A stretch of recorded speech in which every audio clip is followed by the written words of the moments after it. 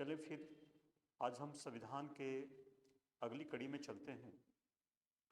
मैंने जैसे पहले आपको बताया था कि संविधान भारत के नियम की पुस्तिका है और संविधान के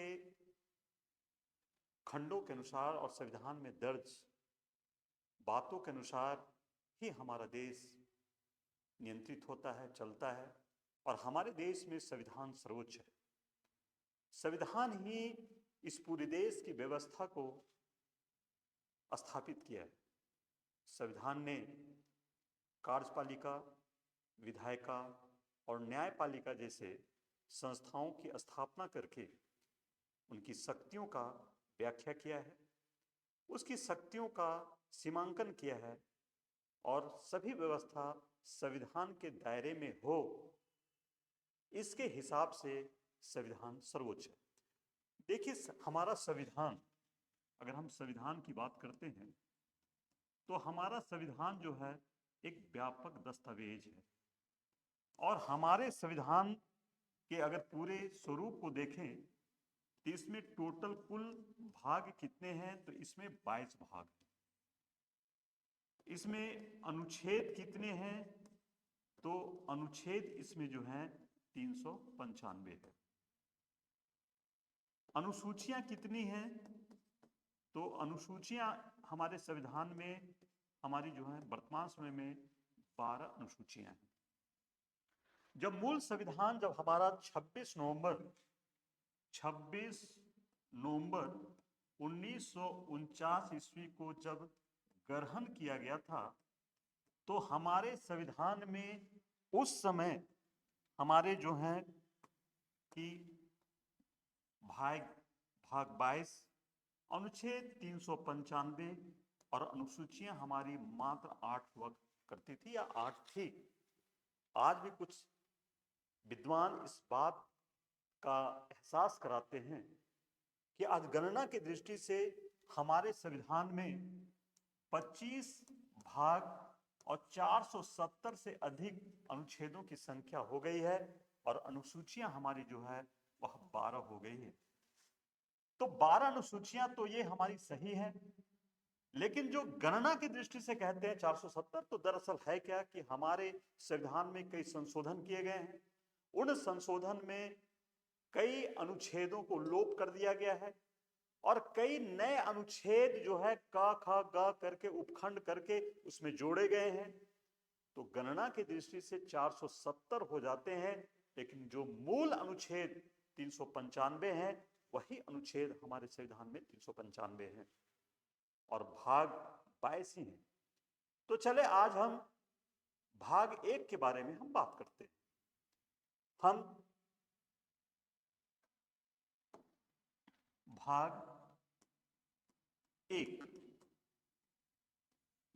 1 जो है, इसमें हमारा जो है क्या है, तो राज्य एवं संघ राज क्षेत्र से संबंधित है।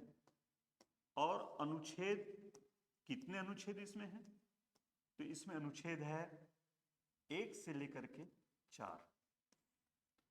तो आज हम जो विश्लेषण करने जा रहे हैं भारतीय संविधान का भाग 1, जो राज्य एवं संघ राज क्षेत्रों के बारे में बात करता है और यह अनुच्छेद संख्या 1 से लेकर के 4 तक जाता है।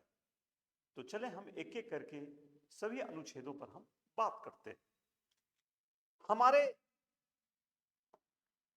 अनुच्छेद संख्या 1, अनुच्छेद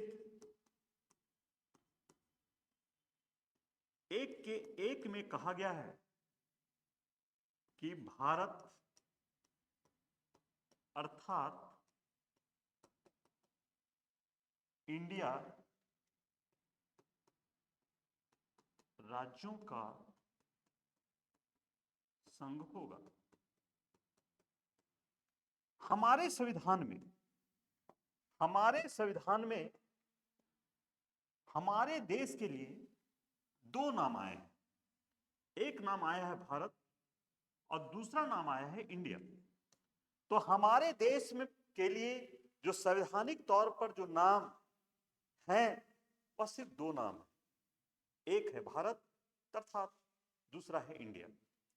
जबकि भारत के कई नाम हैं, भारत कई नामों से जाना जाता है, जैसे ब्रह्म ऋषि प्रदेश या ब्रह्म ऋषि देश, आर्यावर्त, जम्बूद्वीप, हिंदुस्तान, कई देश जो है भारत के लिए प्रयुक्त हुआ है। लेकिन संविधान में सिर्फ दो नाम ही उल्लेखित है, भारत अर्थात इंडिया। इन दोनों नामों का अपना अपना महत्व रहा। भारत से तात्पर्य है कि जब संविधान सभा में जब देश के नाम रखने की बात पर चर्चा चल रही थी तो सभी संविधान निर्माताओं ने भारत नाम रखे जाने पर अपनी राय एक मत से व्यक्त की। दरअसल भारत जो नाम है वो भारत के गौरवशाली ऐतिहासिक सांस्कृतिक महत्व को रेखांकित करने वाला शब्द भारत है। भारत जो बना है वह भरतों के से बना है, भरतों से। और ये भरतों कौन थे? दरअसल ऋग वैदिक काल में जिनका कालखंड जो है 1500 बीसी से लेकर के 1000 बीसी का कालखंड था, इस समय कुछ कबीले थे, गण थे। उस समय राजनीति की सबसे बड़ी इकाई जो है वह गण हुआ करती थी। ऋग्वेद काल में गण, उत्तर वैदिक काल में गण कहिए या जन कहिए, जन, तो ये जन, और उत्तर वैदिक काल में वो जनपद, और वैदिकोत्तर काल में महाजनपद वो बना था।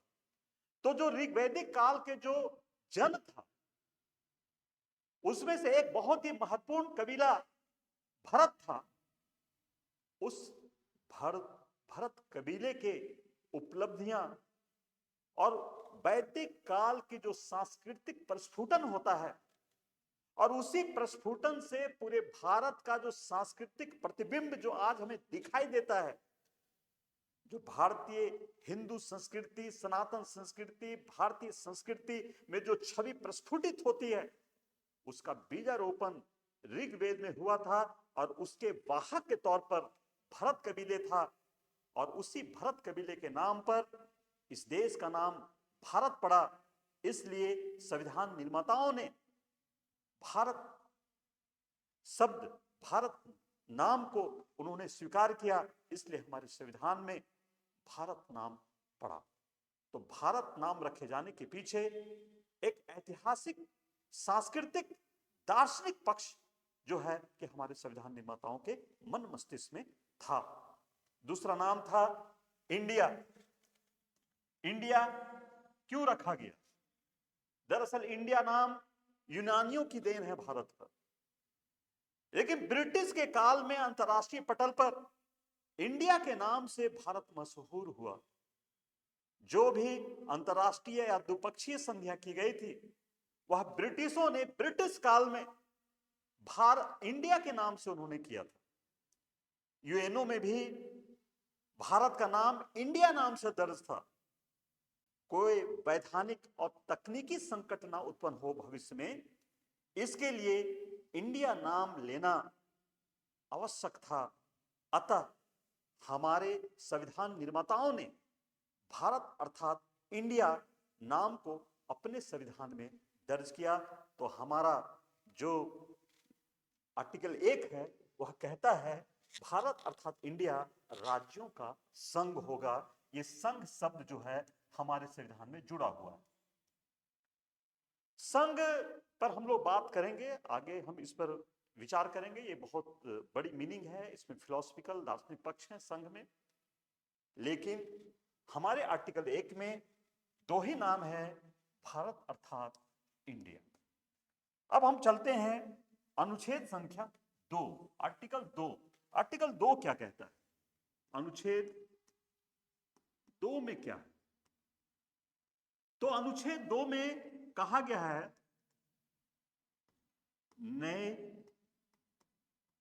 राज्यों का प्रवेश तथा स्थापना।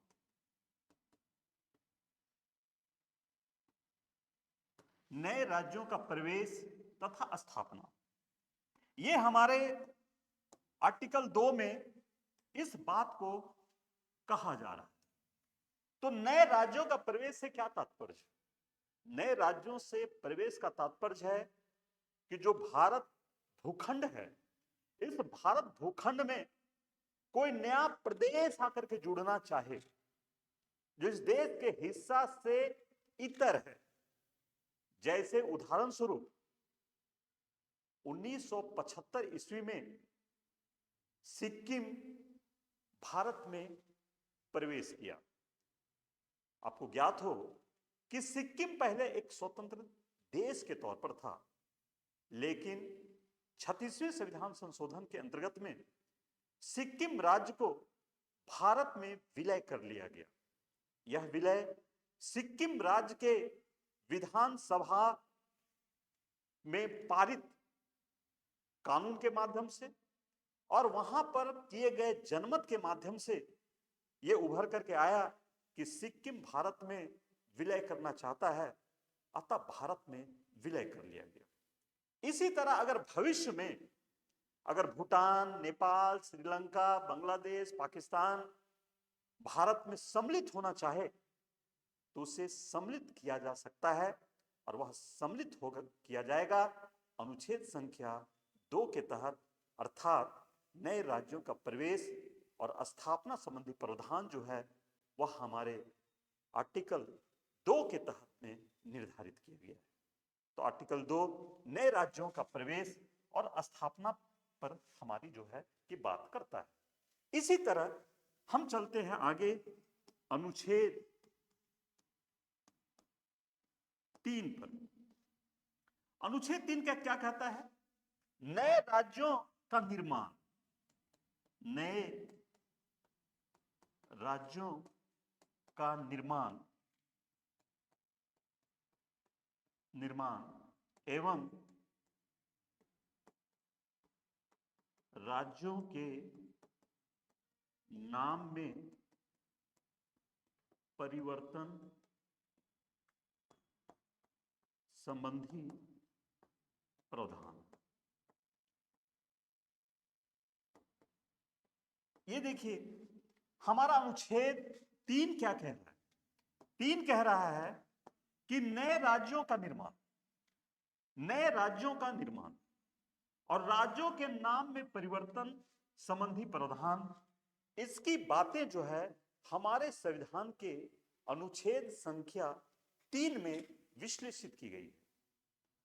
भारत के संदर्भ में कहा जाता है कि भारत नासवान राज्यों का अविनाशी संघ। क्या कहा जाता है हमारे संविधान के बारे में? कि भारत नासवान राज्यों का अविनाशी संघ। देखिए इसका मीनिंग है जो आपको समझना है कि भारत नासवान राज्यों का अविनाशी संघ, ये हमारा जो है कहा जाता है। वहीं पर यूएसए के बारे में कहा जाता है, यूनाइटेड स्टेट ऑफ अमेरिका कहा जाता है नासवान राज्यों का अविनाशी संघ, अविनाशी संघ। ये दोनों को अंतर को हम लोग समझ लेंगे। देखिए भारत में जो राज्य जैसे बिहार है, उत्तर प्रदेश है, झारखंड है, यूपी है, एक्सेट्रा, इन राज्यों के बने रहने की गारंटी नहीं। इन राज्यों को कभी भी तोड़ करके नए राज्यों का निर्माण भारत में किया जा सकता है। अतीत में किए भी गए हैं। जैसे बॉम्बे प्रांत को विभाजित करके गुजरात और महाराष्ट्र बना दिया गया 1960 ईस्वी में। 1966 ईस्वी में पंजाब राज्य को विभाजित करके पंजाब एवं हरियाणा बना दिया गया तथा एक केंद्र शासित प्रदेश चंडीगढ़ भी बनाया गया।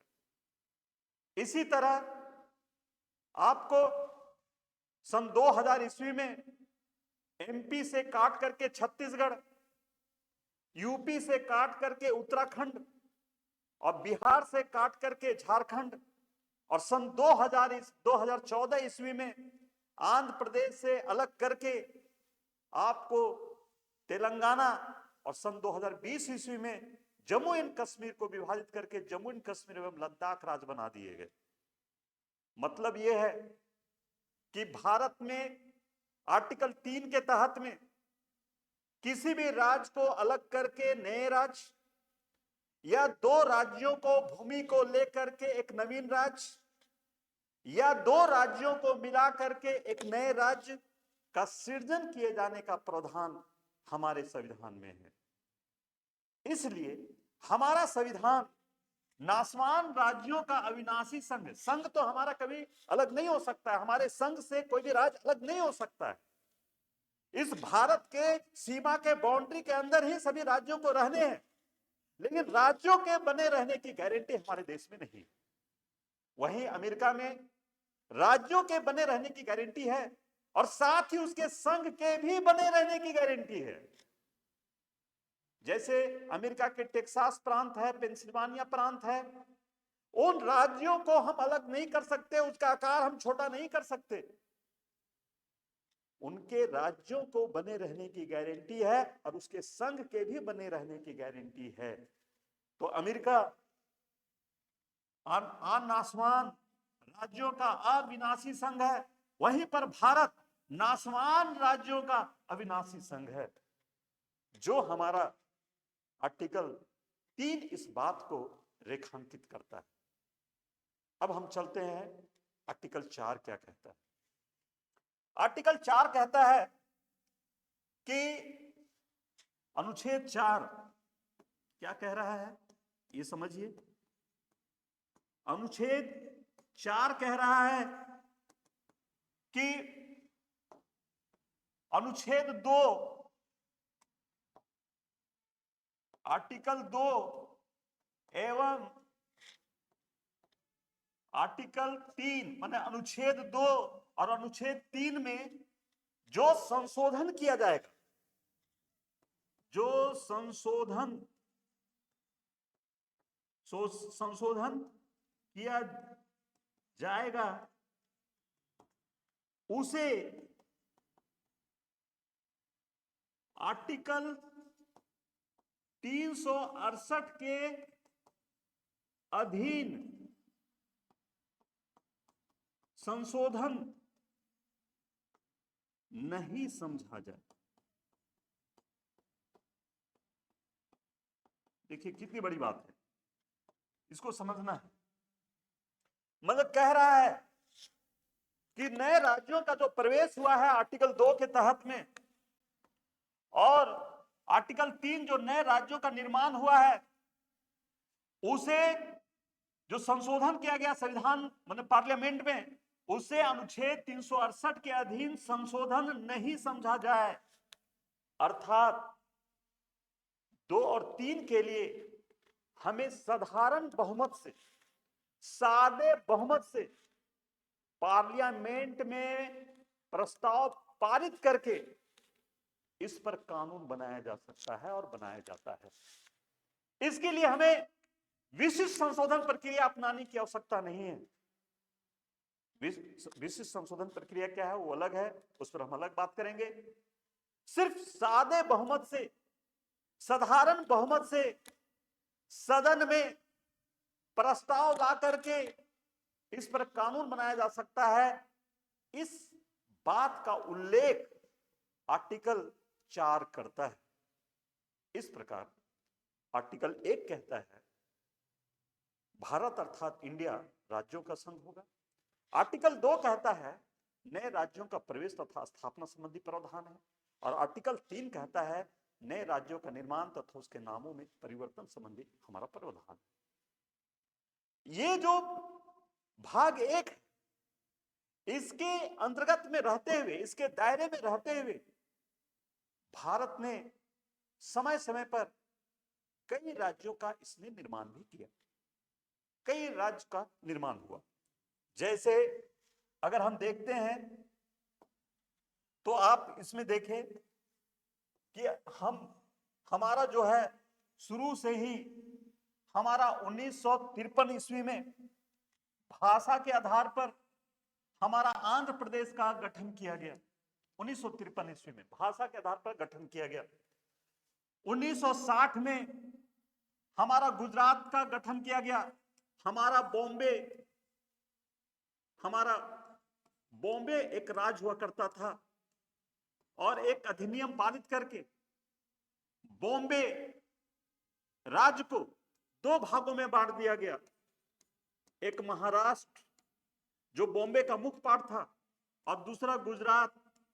तो हमारा बॉम्बे और गुजरात तो कहिए कि हमारे नए राज्य बने। मुख्य तौर पर गुजरात जो है कि बॉम्बे से कटकर बना। बॉम्बे का जो मूल भाग था वह महाराष्ट्र कहलाया और गुजरात जो है एक नया राज्य हमारा बना। ये भी हमारा भाषा के आधार पर जो है इन राज्यों का गठन हुआ।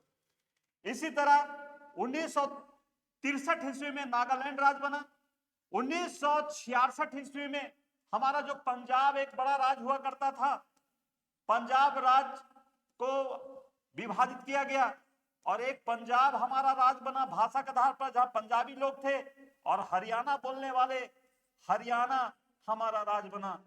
तो हमारा 1966 ईस्वी में पंजाब और हरियाणा तथा एक यूनियन टेरिटरी यूएनटी हमारा चंडीगढ़ का भी हमारा जो है कि निर्माण जो है कि हमारा जो है कि 1966 ईस्वी में हुआ। इसी तरह 1971 ईस्वी में हिमाचल प्रदेश को राज्य का दर्जा दिया गया। पहले एक शासित प्रदेश में हुआ करता था।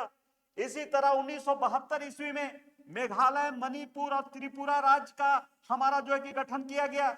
1975 में नए राज्य के प्रवेश के तौर पर आर्टिकल 2 के तहत में सिक्किम राज्य का हमारा गठन हुआ और हमारे 1987 ईस्वी में मिजोरम, अरुणाचल प्रदेश, गोवा जैसे नवीन राज्यों का हमारा सृजन किया गया।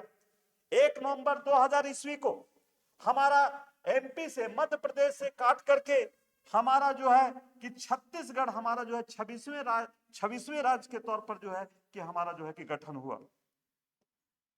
छत्तीसगढ़ 9 नवंबर 2000 ईस्वी को उत्तराखंड राज्य यूपी से काट करके हमारा उत्तराखंड राज्य हमारा बना। छत्तीसगढ़ हमारा जो है एमपी से काट करके बना, उत्तराखंड हमारा जो है यूपी से काट करके बनाया गया और 15 नवंबर 2000 ईस्वी को बिहार से अलग करके हमारा जो है झारखंड राज्य का हमारा निर्माण हुआ। उसके बाद 2 जून 2014 ईस्वी को आंध्र प्रदेश से काट करके हमारा एक नवीन राज्य तेलंगाना का गठन किया गया और 5 अगस्त 2019 ईस्वी को जम्मू कश्मीर को विभाजित कर दिया गया और जम्मू कश्मीर को विभाजित करके जो एक राज्य था वहां पर हमारा विधानसभा था, उसको काट करके 2 केंद्र शासित प्रदेशों का निर्माण किया गया। एक किया गया जम्मू एंड कश्मीर तथा दूसरा किया गया लद्दाख राज्य का निर्माण किया गया। यहां उल्लेखनीय है कि जम्मू एंड कश्मीर में हमारा विधानसभा है। अभी हमारे देश में 3 केंद्र शासित राज्य ऐसे हैं जहां पर विधानसभा है। एक है पुडुचेरी, एक है दिल्ली और तीसरा हमारा है जम्मू एंड कश्मीर। ये तीनों राज्य जो है केंद्र शासित प्रदेश है, लेकिन यहां पर हमारा विधानसभा है। और आगे 2020 में 26 जनवरी 2020 में हमारा जो है कि दादर नागर हवेली और दमन एंड दीव का एकीकरण कर दिया गया। पहले ये अलग अलग यूनियन टेरिटरी हुआ करते थे और इसको एकीकरण करके मिला दिया गया और अब दादर नागर हवेली एवं दमन एंड दीव एक ही हमारा जो है यूनियन टेरिटरी में अर्थात केंद्र शासित प्रदेश के तौर पर बना दिया गया। अर्थात आर्टिकल 2 जो कह रहा है कि हम किसी भी राज्य को, 3 कह रहा है किसी भी राज्य को हम अलग कर सकते हैं, 2 राज्यों की भूमि को लेकर के नवीन राज्य बना सकते हैं या 2 राज्यों को मिलाकर के नवीन राज्य बना सकते हैं। इसका पूरा जो है कि प्रमाण अतीत में संविधान के द्वारा अपनाए गए नियम के अंतर्गत में हम देख सकते हैं। अब यहां पर बात उठता है कि क्या हमारे राज्य जो आज इस प्रकार हैं, क्या संविधान के मूल संविधान में इसका ढांचा इसी प्रकार था? नहीं, ऐसा नहीं था। 7वें संविधान संशोधन प्रक्रिया के तहत में जो आज राज्यों का वर्तमान स्वरूप है, उस स्वरूप का गठन किया गया। कब गठन किया गया? तो 7वें संविधान संशोधन के तहत में गठन किया गया है। हमारा 7वां संविधान संशोधन 1956 ईस्वी के तहत 1956 ईस्वी के तहत वर्तमान राज्यों का स्वरूप गढ़ा गया। इसके पीछे भी एक ऐतिहासिक कारण। ऐतिहासिक कारण क्या है, इस पर हम बात करते हैं। 1947 में हमारा देश स्वतंत्र हुआ, और जब देश हमारा स्वतंत्र हुआ 1947 ईस्वी में, तो उस समय हुआ क्या कि देश स्वतंत्र होने के बाद राज्यों का गठन हो रहा था। राज्य की गठन की प्रक्रिया पर भी विचार चल रहे थे। तो उसी समय बहुत सारे लोग जो इस देश में हैं, वो भाषा के आधार पर राज्यों के गठन की मांग कर रहे थे कि भाषा के आधार पर राज्यों का गठन किया जाए। लेकिन देश किसी भाषा के आधार पर वो गठन नहीं करना चाहता था। लेकिन इसके लिए हमारे संविधान सभा के अध्यक्ष डॉक्टर राजेंद्र प्रसाद ने इन पर विचार विमर्श के लिए, इस पर क्या किया जाए उसके लिए राय को जानने के लिए, संविधानविदों की राय को जानने के लिए, क्या उचित होगा उसके लिए संविधान सभा के अध्यक्ष के तौर पर डॉक्टर राजेंद्र प्रसाद हमारे जो है 27 नवंबर 1947 ईस्वी को इन्होंने जो है कि न्यायमूर्ति एस के धर की अध्यक्षता में एक जो है कि इन्होंने 4 सदस्यीय कमेटी का इन्होंने जो है कि गठन किया। हमारे कमेटी के अध्यक्ष हैं एस के धर, इसमें 4 सदस्य मेंबर हैं, और इन्होंने भाषाई प्रांत आयोग, जो ये कमेटी जो गठन हुआ उसका नाम रखा गया भाषाई प्रांत आयोग का गठन हुआ। एस के धर इसके जो है अध्यक्ष हैं। इन्होंने अपना जो सुझाव है, रिकमेंडेशन है, वह 10 दिसंबर 1948 ईस्वी को प्रस्तुत किया। उन्होंने रिपोर्ट को इन्होंने रखा, और रिपोर्ट को रखने के बाद इन्होंने कहा कि भाषा के जगह पर प्रशासनिक, भौगोलिक एवं विकास सुविधाओं के आधार पर राज्य का पुनर्गठन किया जाना चाहिए। ये भाषा जैसे संकीर्ण बातों पर ये राज्य के निर्माण के पक्ष में नहीं थे, बल्कि इनका जो दर्शन था वह व्यापक था, इनकी सोच व्यापक थी, और ये चाह रहे थे कि प्रशासनिक, भौगोलिक एवं विकास सुविधाओं के आधार पर कि कौन सा राज्य हमारा विकसित है, कौन विकसित नहीं है, कौन सी विकास की सुविधाएं किस राज्य में नहीं है, इसके आधार पर जो है कि हमारे राज्य का पुनर्गठन हो। ऐसा सुझाव जो है एस के धर के कमेटी ने दिया, अर्थात भाषाई प्रांत आयोग ने इसका सुझाव जो है कि दिया। मतलब भाषा के आधार पर राज्य के पुनर्गठन की बात समाप्त तो नहीं हुई, खारिज कर दिया गया। आगे हमारे कांग्रेस पार्टी ने भी इस पर संज्ञान लिया, और उस समय आपके देश कांग्रेस पार्टी के संज्ञान पर आगे जाकर के 3 सदस्यीय JVP 3 सदस्यीय समिति का गठन किया गया। J for Jawaharlal Nehru, V for Vallabh Bhai Patel, J for Nehru, P for Patel, और P फॉर पट्टाभी सीतारमैया। ये 3 व्यक्ति का एक कमेटी बना, और ये कमिटी समिति ने भी ये रिकमेंडेशन दिया। अप्रैल 1949 ईस्वी को अपनी रिपोर्ट इसने भी सौंपी और इसने भी भाषा के आधार पर राज्यों के पुनर्गठन का विरोध किया, इसका इनकार कर दिया गया। मतलब हमारे विद्वान जन भाषा के आधार पर राज्यों के पुनर्गठन का विरोधी थे। लेकिन मद्रास राज्य के तेलुगु भाषी लोग उस समय उस जोन में, मद्रास प्रांत में या मद्रास राज्य जो था उस समय, जो आज तमिलनाडु कहलाता है, वो पूरा आंध्र प्रदेश वगैरह को भी अपने आप में समेटे हुए था। और वहां के तेलुगु भाषी लोग भाषा के आधार पर अलग राज्य के गठन की मांग करने लगे। मतलब मद्रास प्रांत के तेलुगु भाषी लोग भाषा के आधार पर प्रांत के गठन की मांग करने लगे और इसी के समर्थन में पोट्टी श्रीरामुलु अनशन करने लगे कि भाषा के आधार पर हमारे राज्य का गठन किया जाए, तेलुगु भाषा के लिए हमारा एक अलग राज्य का निर्माण किया जाए। और अनशन करते हुए 56 दिनों के उपरांत 15 दिसंबर 1952 ईस्वी को मृत्यु को प्राप्त कर जाते हैं, मर जाते हैं। बस इनका मरना था कि बोतल से जीन बाहर निकल गया और चारों तरफ हाहाकार, दंगा, आगजनी जैसे कांड होने लगे। उस समय तत्कालीन प्रधानमंत्री नेहरू जी को समझ में नहीं आया और उन्होंने आश्वासन दिया कि भाषा के आधार पर राज्य का गठन किया जाएगा। परिणामतः 1 अक्टूबर 1953 ईस्वी को आंध्र प्रदेश का भाषा के आधार पर गठन किया गया। आंध्र प्रदेश का सबसे पहले हमारे देश में 1 अक्टूबर 1953 ईस्वी को भाषा के आधार पर जो है कि गठन कर दिया गया। और जैसे ही भाषा के आधार पर आंध्र प्रदेश का गठन किया गया, वैसे ही अन्य भाषा भाषी लोग भी अपने भाषा के आधार पर नए राज्यों के गठन की मांग करने लगे। अब पूरे देश में आंदोलन होना प्रारंभ हो गया।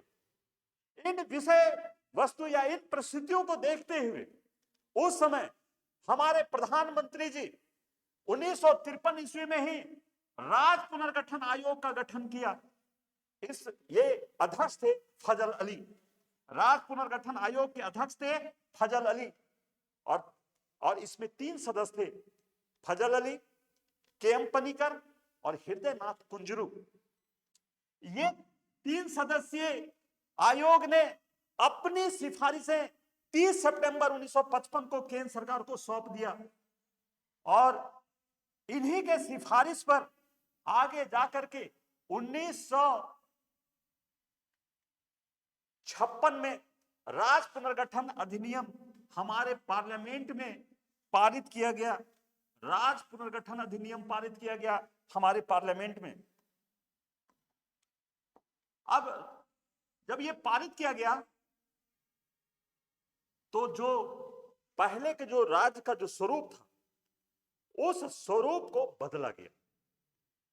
राज्य पुनर्गठन आयोग 1956 के लिए हमारे संविधान में 7वां संविधान संशोधन किया गया और 7वें संविधान संशोधन के तहत में जो हमारे मूल संविधान में राज्यों की जो 4 श्रेणियां थी, उसे विलोपित करके नवीन तरीके से 14 राज्य और 6 केंद्र शासित प्रदेश का स्वरूप या ढांचा को स्थापित किया गया। उल्लेखनीय है, आपको जान करके सुखद आश्चर्य होगा कि जो हमारा मूल संविधान था, उस मूल संविधान में हमारे 4 प्रकार के हमारे राज्य थे, 4 श्रेणियों में हमारा राज्य बटा हुआ था। मूल संविधान में हमारे 4 श्रेणियों में राज्य बटा हुआ था। पहला था क श्रेणी के राज्य, हमारा था पहला क श्रेणी का राज्य।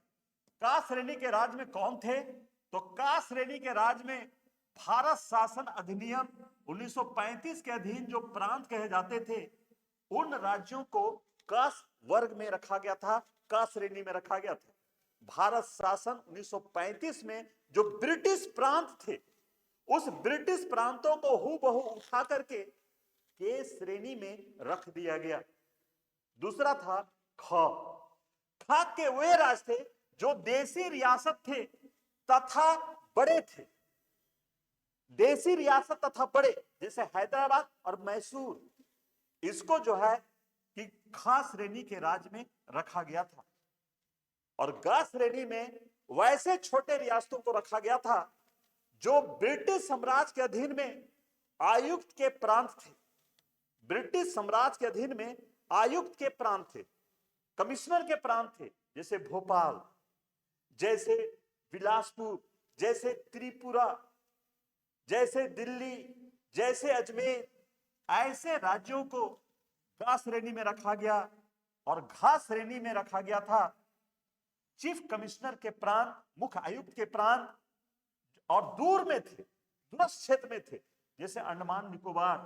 तो इस प्रकार हमारे देश में, हमारे मूल संविधान में 4 प्रकार के हमारे राज्य थे।